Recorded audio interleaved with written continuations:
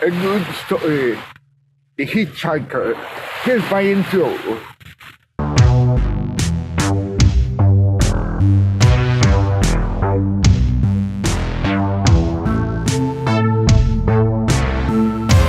The Hitchhiker, a good story for me, myself, Avatar. It started 87, 88 somewhere. It was my mom. She came home with a hitchhiker who she picked up on the road, and he was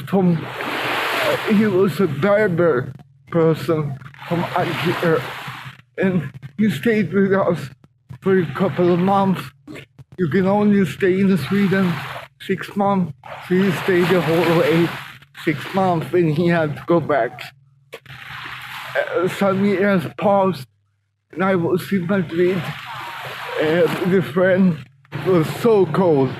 It was Christmas in Madrid, and the heat was up from 2 o'clock in the afternoon to 2 o'clock at midnight. So 2 o'clock at midnight, they turn off the heat. It was very cool, so we had to leave Madrid and go further down in Spain to Algeria. And in Algeria, it was warm, so we stayed there in a penthouse and saw this beautiful city. And I got this crazy idea: why not go to Algeria? Why not take the boat from Algeria to Morocco and then go and see my friend in Algeria? I have cerebral palsy. My friend has cerebral palsy. So we went on the boat and came to Morocco. From Morocco, we took the bus to the border of Algeria. We came to the city, crazy city. We said, where is the border?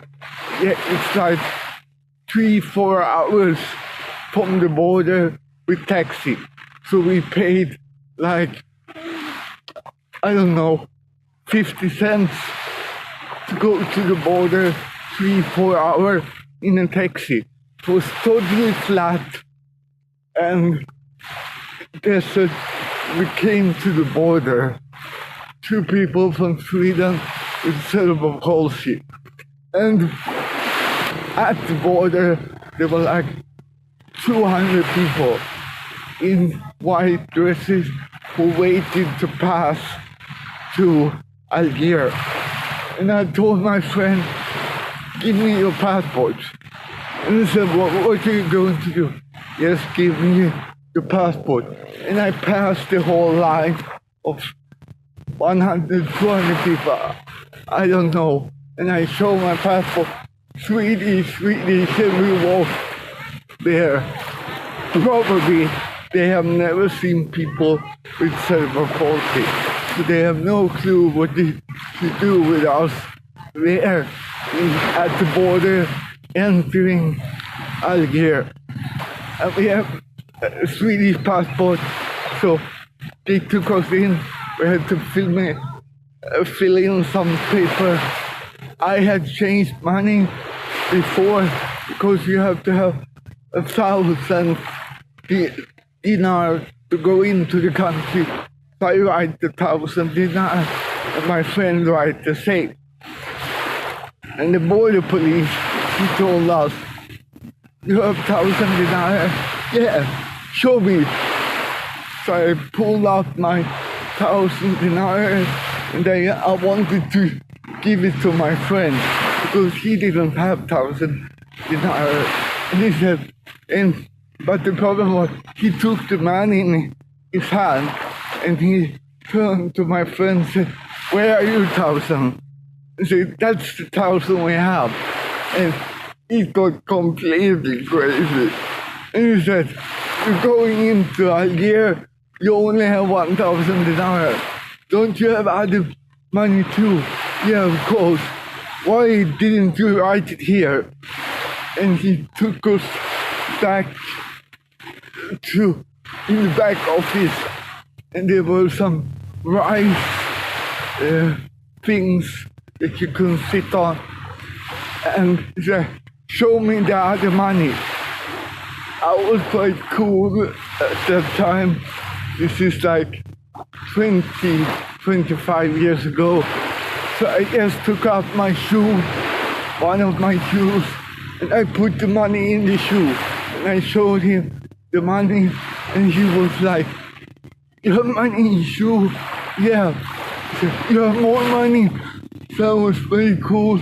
And I took off the other shoe, and the policeman, he started shouting, look, they have money in your shoe." And it was totally crazy in the whole area there.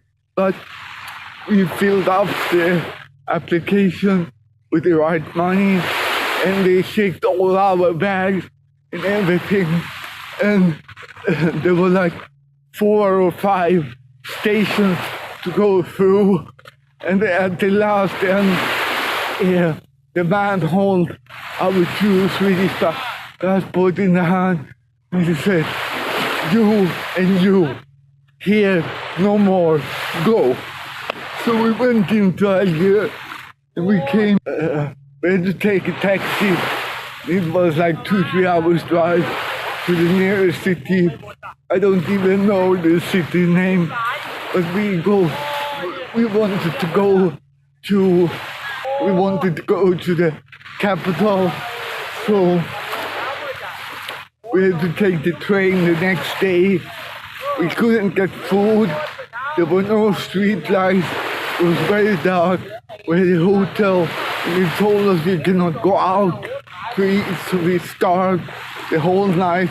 And in the morning we got some crazy Algerian food, and we went on the train. It was a long trip to the city. So we come to the capital of Algeria 5 minutes past midnight. It was 5 minutes New Year's Day. So it was a New Year 5 minutes after the New Year. And they don't celebrate New Year. So there were no fireworks, there were no people, nothing. It was totally quiet. So it was a very exciting experience to see all this.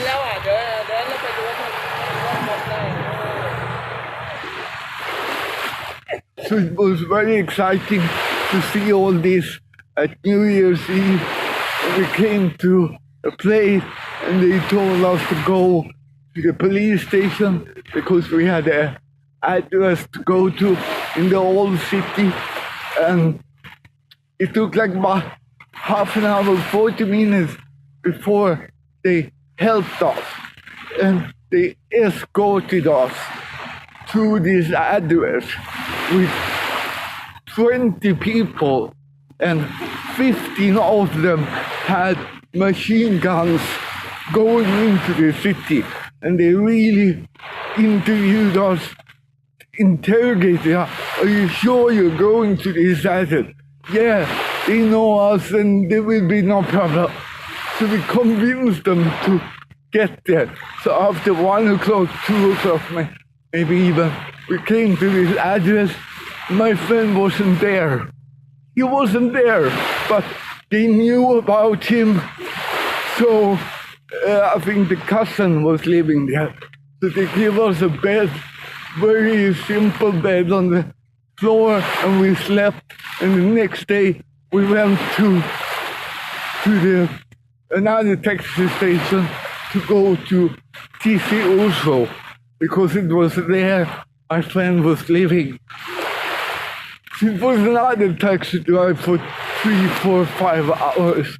And TC also is up in the mountain. I think it's 1,500 or 1,700 meters over the sea level. So it was very high up. The air was thin.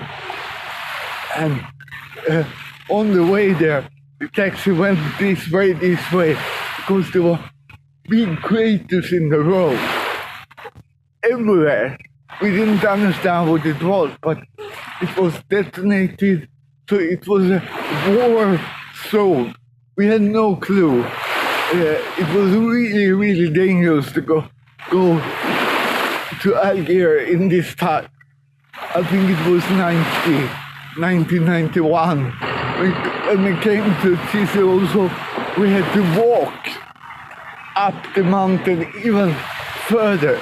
I think we had to walk like 2 hours before we came to the village. In the village, there was this big house, I think 5, 6, 7 floor high, with a big view over the valley. Totally fantastic. I don't know if it was 18 or maybe 2,000 meters up over the sea level. It was so beautiful. And I met my friend, and we were like family there. We stayed there for 4 nights.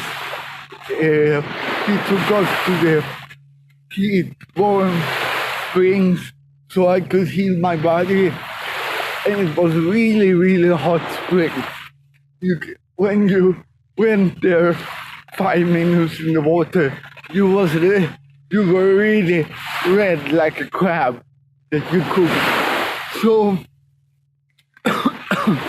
then we had to get out of there. It wasn't easy. We wanted to fly back to Spain, so we couldn't do it. We bought the ticket, went to the airport, and we lose our ticket because you have to bribe the airport somehow. So we had to wait another day. It's the only time I have bribed people to get on an airplane. We got on and we fly to Barcelona. And we came to Barcelona and there was this line of 400 or 500 people from the airplane, and Sweden was not in the EU, United Nations, but I took my friend's passport and we passed the line. And the whole airplane was only men. There was not one woman. There were 400 men flying to Barcelona. That was a very strange experience to fly in an airplane with no woman. In Barcelona, I wanted to go to the Olympic Stadium because I was training for the Paralympics 1992. And we came there. My friend talked to the guard. So it was like 11, 10 o'clock night time. But we came in and we couldn't touch the track and field. And they even let me run 1 lap on the arena. It was not, they had not even had one competition. It was like, I don't know, 18, 19 months before the Olympics should start. So I ran a lap there, and at that time it was Ben Johnson was very good sprinter at that time. He was disqualified after 92, but he was there the day before training. So that was my first Olympic experience. My friend and I, we separated. I didn't meet him until 1996 in the Paralympic semi-final on 100 meters. I haven't met him before. He moved to Spain. He had a double passport because he couldn't qualify for the Swedish national team. So he qualified for the Spanish team. So I met him in the semi-final at the Olympic. I have a picture from the final coming up somewhere here. And my coach told me, I don't care if you go to the final or not, but you have to be before him. So I had to be before him. My friend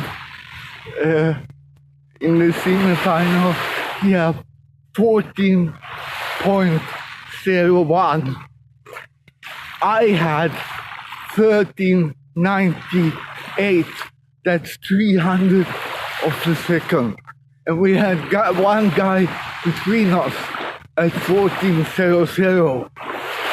Those two didn't come to the final, but I was in the final in the 100 meter. So this is a crazy story. I think I talked to my friend once after that, but I haven't seen him since 1996. And we had this experience going to Algeria.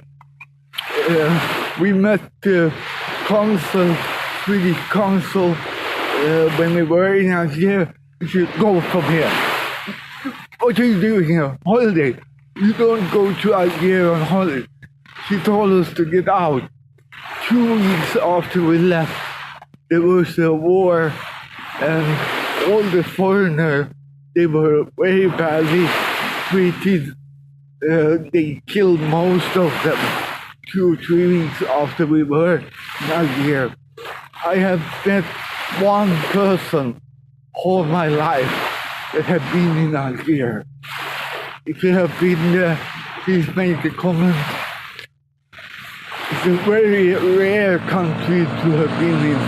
So I hope you enjoy this good story from my friend and I go to Algeria, and then later we met in the final, semi-final, in the 100 meter in Paralympic Atlanta, 1996. Enjoy your day. I'll see you in my next movie.